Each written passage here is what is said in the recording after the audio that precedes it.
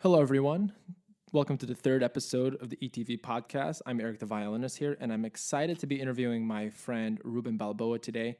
And he's a violist in Austin, Texas, and we get to talk about a bunch of different things in relation to classical music, why he chose the viola as his instrument, and what motivates him on a day-to-day basis, and continuing on with music. So we hope you enjoy. All right, so ladies and gentlemen, I want to welcome you, my colleague Ruben Balboa, the third. Ruben, thanks for agreeing to being my first guest on my ETV podcast. It's super exciting. Thank you. I'm so excited to do this. Yeah, so we met back in Burlington, Vermont at a festival. Is that right? I can't remember. It's so long ago. Yeah, what? Oh, man, how many? Maybe 4 or 5 years ago? Has it been that long? 2014, is that right?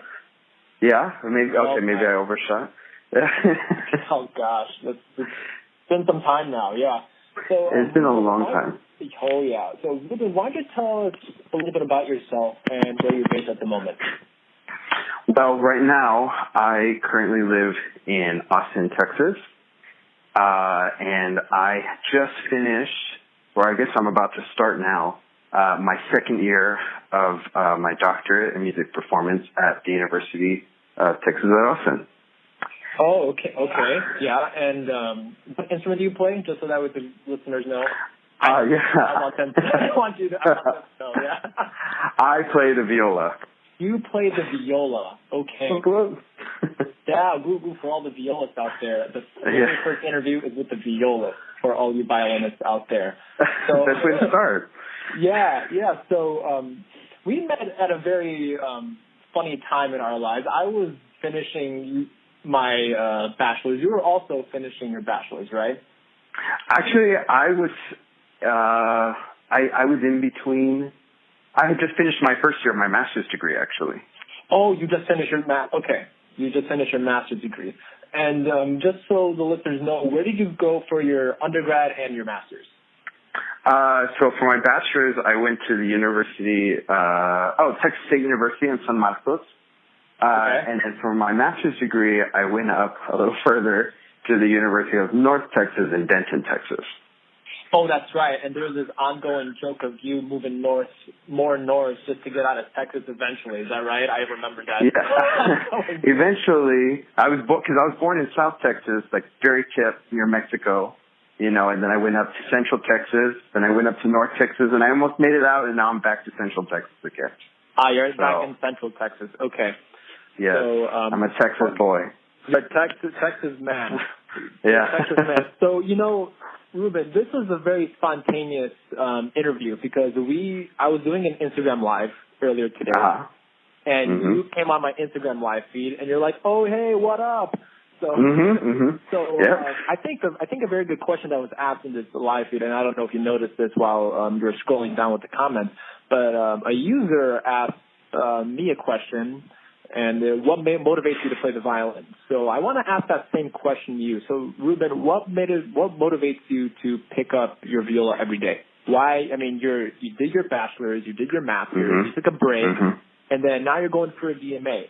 So what you have? You're getting your third degree, and you're still pushing. So I want to know why. I want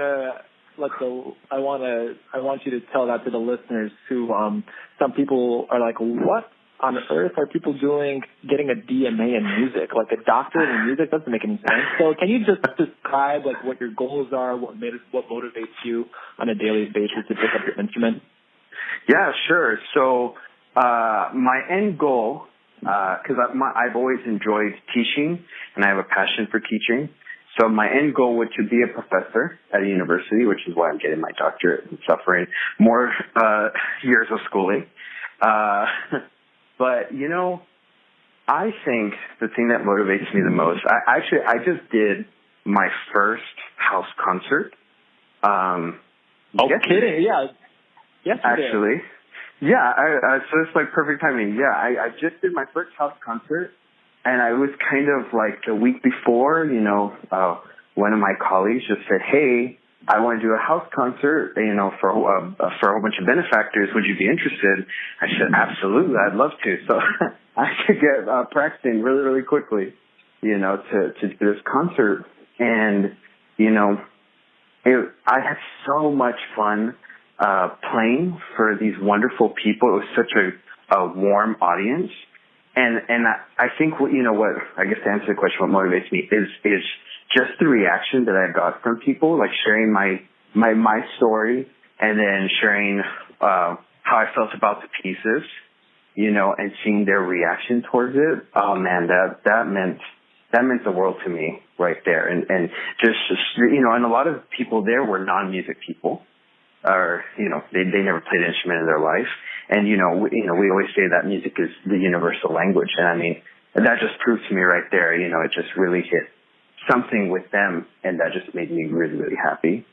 And I feel like that's a huge reason. So I want to dive deeper into that. So describe the setting. You said it was a house concert. Was the venue small? How many people were there? And you said they were non like classical musicians per se, right? Yeah, exactly. So it was, I'm trying to think, I believe it was like 20 to 25 people, and it was a beautiful home in Austin. And oh man, it was gorgeous. I had my own green room. I was like, oh, this is so fancy. I like this. Oh wow! Has its own green room. Yeah, I had a beautiful Steinway piano in there, and it in the background. I mean, above the piano was like this chandelier, and behind that it was just like this big open window full of you can see in the background with all those trees, and it was a beautiful setting. And the acoustics were great. But yeah, it was around 20 to 25 people in there. And, the closest person was probably like 5 feet away from me. So it was very, very intimate. That is definitely intimate for sure. So yeah. So you did this house concert. You're pretty much fresh off of that. And yeah, you hear this constantly saying that people should like classical music because music is a universal language. And what do you have to say to people who are non-musicians who are listening to this podcast? What can you say to encourage them to not be afraid to go to a concert or be active in their community artistically, especially in Austin? What's the scene like in Texas at the moment? Is the art scene? I'm not familiar with it. I know I've had UT Austin is obviously there, and you're going to UT Austin, I'm assuming, right? Yes. Yeah. So tell us. Why don't you tell us a little bit about that? Like, what can people do to get their butts out of their couches and go to a concert? Because in North Texas, I feel I don't want to generalize and say that it's just heavily classical music up there, but that's almost my feeling when I was up there in the North Texas area, and here in this Austin area, it's so eclectic and it's so much fun. There's there's just tons of different music out there, and the nice thing is that the Austin people here are actually really supportive already of the arts, and so I'm having a great time getting to talk to people out there. But sometimes like for instance, like my brother is not that big into classical music as much as I try and get him to come out here, but that's just not his thing. So we've kind of like inched his way in a little bit, knowing what he's really interested in, like movie scores, or maybe not the scores per se, but he's really into the movies. And so, trying to introduce him into what's going on in the score there, and I feel like it's really piqued his interest. And so now he's even talked about like, hey, I kind of want to go. I don't know if you've ever been to a concert like this, but I just went the other month. Oh, it was Jurassic Park, but in the center of it, was that's becoming very popular these days, where orchestras are actually revitalizing movie scores and they're performing it on stage in a very high quality professional level. So absolutely. I went there with my girlfriend sometime. I think it was in February, and I mean, you forget that the orchestra is there. But then every now and then you'll tune back and you're like, oh my gosh, this is amazing. Where everything that's, especially if you don't know what the orchestra is like and it's seeing what everything is involved with, I feel like you really gain an appreciation towards that. So I feel like that might be like a good, like, step into it, is try and do something that's relatable and then I feel like it piques their interest, and they're like, oh, well, maybe I'll go to this other concert, where maybe, just inching their way a little bit more and introducing them to the classical realm. I think that would be really neat. Yeah, but the point I want to make, this actually proves my point by you talking about this, is that I write this in my blog, and I know that you read my blogs every once in a while, where if we are the artists, we have to show people that there is music out there. So if we're not, if we're not the ones advocating for classical music or any kind of music for that matter, then nobody's going to know about it, right? So you're the one that told your brother about this, hey, like, are you interested in this? But at least you open the door so that way he can step his foot in the door, and then he can gain more interest naturally. So I think there's a lot to be done still, and I think in the country that we live in, we are still years behind classical music being like a mainstream, especially with what's going on with the lack of funding in the national endowment. Europe has so many great funding sources for music education, as I'm sure you know. But yeah, definitely getting people into that realm of like, oh, classical music, it's not always classical, like it's more instrumental music, and there's these cool composers doing really cool things with electronics. And I know one of my favorite scores is Hans Zimmer. Hans Zimmer is I mean, that's absolutely. Yeah, that's like one of the most legendary scores a person could have written. And it was, oh yes. And it's great. So I actually want to hop on back to that house concert that you did yesterday. Was it a solo performance? Was it chamber music? It was me and a pianist, and I played. Or actually, I opened the concert with a solo viola piece, Shahagir by Alan Hovanes, and then we did some Kol Nidre by Max Bruch. Okay. I stole a cello piece. Of course, that's what we do. Well, violas have cello pieces. That's like in their DNA. You just kind of steal it. Yeah. And then it was nice because then in between there was actually a singer who sang some Gershwin and some Kurt Weill.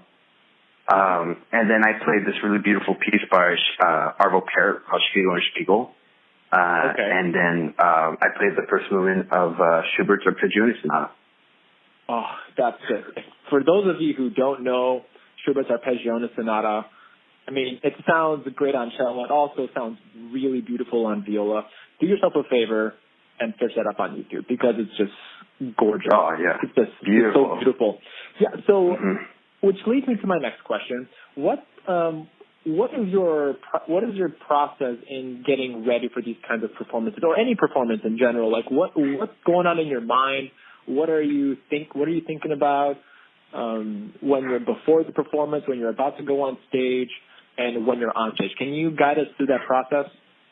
Yeah. Did you say about practicing too, or just like right before I'm going to go on stage? Practicing too. Yeah, I don't see why not talk about that a little bit. Yeah. There might be instrumentalists listening. Yeah, this week was actually really tough on practicing, or this past week, because not only, did I learn or get asked to do this recital at the last minute, but I was also teaching at a music camp. So, I had to wake up really early and drive down to San Marcos and then teach until 5:45, and then I still had my own private students, and then I got to practice.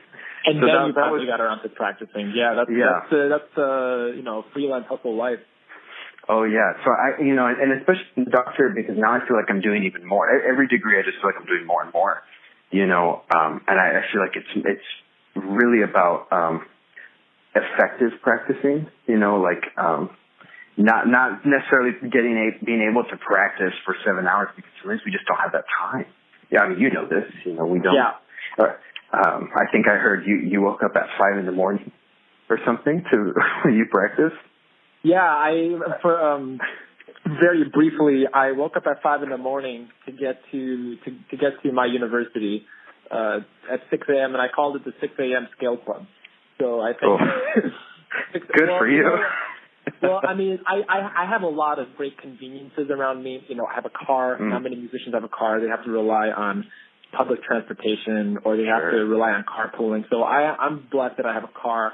The university is not too far away from where I live. You know, I have a kitchen so I can you know, cook in the and prepare meals, and you know, and like people may not think about this if you're a freelance musician and you're teaching, but those little things play a big toll in your everyday life. Like if you're if the roommate is not responsible and doesn't clean the dishes, and you know there are a bunch of pots everywhere that the person used the day before, and you can't cook, and then that kind of like little things like that add up, and then by the time you get to the practice room, it's an hour after you wanted to be there, and then you lose a lot of time. So absolutely. So I'm right there with you, but I will admit that, you know, since it's summertime, I haven't been like today I woke up at like 7:30. So shame on you.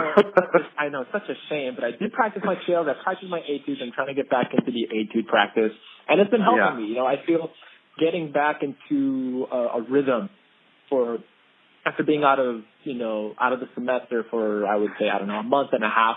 And like you said, like we're so busy, you know, freelance for me is a very big freelance season. I'm playing, you know, a wedding every week or two weddings every weekend. So, you know, especially the driving, because I live pretty far away. Yeah. And you know, that's just the freelance life. So if you're not willing to take that sacrifice, then I don't know what, you know, then you don't know what you're doing. But but that comes to a good point when you're talking about efficient practicing. So what can people do, or what? Let me rephrase the question. What have you done in the past, despite your very hectic schedule this week, to be more efficient in your practicing? Because, like you said, 7 hours a day is just not realistic. You know, Heifetz only practiced 3 hours a day. And Heifetz, who don't know, he was a famous 20th century violinist who said that practicing 3.5 hours a day is enough. So what do you say to that? Yeah, and he took Sundays off too. And he took Sundays off. You know, it's even more remarkable. So yeah, you know, for me this past week, it's been really about finding those technical issues. You know, like, you know, in the Arpeggio Sonata, I mean, it wasn't written for viola, you know, so there's a lot of, you know, that was for a 6-string instrument, and obviously I have 4, so it makes my job a little harder. There's a lot of stratosphere, really squeaky notes up there for us, you know, so it was really finding those spots, you know, that were really, really difficult, and honing in on those and making sure that I get a lot of practice on those. You know, usually I have like 3, I had the really technical spots, and there's like some that like, oh, I got maybe a tricky rhythm, I have to look at it, and then there's that last like tier of like, okay, this will be doable. You know, I don't want to say practice that less, but I mean, that's kind of what I did this past week, and really just focus on those hard parts, you know, for me. And then, you know, and then I guess going back to one of your questions on like what I'm thinking of when I'm playing is I feel like, especially now, I feel like I'm learning this a lot in my DMA, is really just trusting yourself and knowing that you did the work, you know? Yeah. Because I feel like I definitely, you know, especially my masters, my wonderful teacher really got my technique a lot higher, you know, and so I thank you for that, Susan Dubois at UNT. So, you know, I kind of really thought about technique heavily, and so now I'm just kind of like, oh, you know, I can obviously I still have to focus on that, but trust that I did the work, and just allowing me just to relax and share my story to these people, you know, and that's kind of what I feel like I'm really thinking about when I'm playing, and just getting my self in the zone for that. Yeah. So do you have a pre-concert ritual at all, or you kind of just wing it and you're like, okay, well, here goes nothing, and you go back on the tape? Yeah, you know, kind of. You know, I've been asked that question so many times, and I'm like, man, I feel terrible because I don't really have one. The only thing that I always make sure to do is to never be in a rush before I play. I don't know if that sounds too silly, but I just find a lot of people, they go up there and I'm like, okay, let's just get this over with. And so I definitely try and get myself, you know, the audience is there, they're there to listen, you know, so I kind of set myself up first, take a few deep breaths, get myself in the zone, and then I play. I mean, that's really the only pre-ritual, and that's not even really a pre-ritual. But that's the only thing I can really say about that. I guess that's kind of like banana. Right, I guess you kind of, bananas. Oh, yeah, bananas has a lot of potassium, a lot of beta blockers in those bananas. Yeah. But, you definitely go into a good point. Actually, I wrote this 2 days ago about like you have to put yourself in a position to practice performing, because if you're practicing in the practice room, then you're doing yourself no justice, because it doesn't matter if you're playing by yourself and you have, you're pleasing yourself, but if your goal is to perform and to share it with others, then like playing Schubert Arpeggione or Franck Violin Sonata or whatever piece you're working on, if you don't play in front of people and you don't get that practice, then how on earth are you going to get better? Oh yeah, I'm sure my roommates are annoyed at me by asking, like, hey, can I just play this passage for you real quick? Okay, thanks. Or even sending recordings to my girlfriend or even my parents sometimes. Just recording yourself too is a good way of watching you perform too. Yeah, especially if your audience are going to be mostly non-classical musicians, just like your audience was yesterday. This is a great opportunity for you to get feedback, right? Absolutely. Yeah, of course. Yeah, it's always interesting actually getting, feedback from my mom, because she's no one in my family is a musician, and so I'm the black sheep. And so it's always interesting. She always like, that sounds a little funny. Do you think that's in tune? No, Mom, it's not. Thank you. Okay. But they know. Oh, yes. So, Ruben, I'm going to ask you one last question because we're running out of time here. So if you were to give any advice, because we gave advice about the non-classical musician trying to go to concerts, right? So my last question to you is, what is the best advice or one piece of advice that you take to heart that any instrumentalist who's listening to this is struggling in practicing, or they're too scared to practice and perform? What can you say that can help provide people a bigger perspective and a bigger picture? Yeah, that's a good question. That's why I asked it. That's a good interview. What advice to give them? I think something that I definitely tell my students who have like stage fright, or even sometimes that don't just want to practice, is that, whenever you're performing, everyone there is rooting for you. It's almost like for juries too, we freak out about juries sometimes because like, oh, it's for a grade, but the professors, the audience, they're there for you. They're ready and willing to accept this music, this story that you're about to provide for them. And I think just allow yourself to be vulnerable, and everyone will be so excited and willing and ready to accept whatever you have to offer. I think that's a solid piece of advice. So, Ruben, I really want to thank you for the spontaneous interview. I really appreciate it for you to take some time out of your day on a Tuesday to talk to me. And I hope so. And people who are listening to this, if you have any questions for Ruben or for myself, contact me on my website at CRICMRUGALA.com/ETV-podcast. So if you have any questions, or even go on my Instagram, Eric the Violinist, I think that might be a little easier if you want to direct message me any of your questions or questions to Ruben. And Ruben, how can people find you on social media? Or do you have a website, or people who can get in touch with you? I currently have a website, and so it's www.ruben-balboa.com. Okay, and I'll leave that information in the blog and the podcast as well. Thanks again for tuning in to the ETV podcast. If you like what you've heard, give me a like on Instagram, Facebook, or Twitter. On Instagram, I'm Eric the Violinist. On Facebook, Eric Mrugala. And on Twitter, Eric Mrugala. I really appreciate your feedback. And leave me questions. I want to answer them in upcoming episodes. So until next time, see ya.